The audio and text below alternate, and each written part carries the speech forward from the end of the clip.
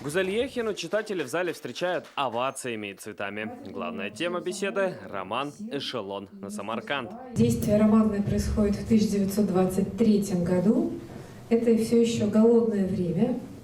И можно сказать, что в романе главный герой, невидимый герой – это, конечно, голод в Поволжье. Тяжелая тема в романе повествуется через путешествие на поезде из Казани в Самарканд. Пассажиры – голодающие дети. Мне очень важно, интересно, нужно почувствовать, что говорят читатели. Потому что вот в случае с романом «Эшелон на Самарканд», конечно, для меня основной вопрос был, как рассказать о теме голода так, чтобы это читалось. Читатели сегодня по большей части хотели только слушать автора, хотя без вопросов не обошлось.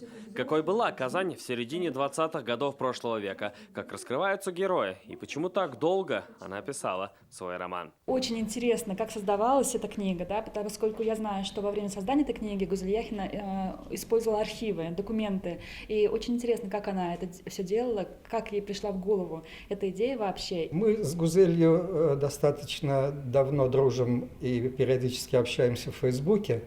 Ну, конечно, приятно увидеть ее воочию. Презентация книги в Казани продолжается. Завтра Гузель Яхина встретится с читателями в Национальной библиотеке. И там тоже желающие получат автограф писательницы.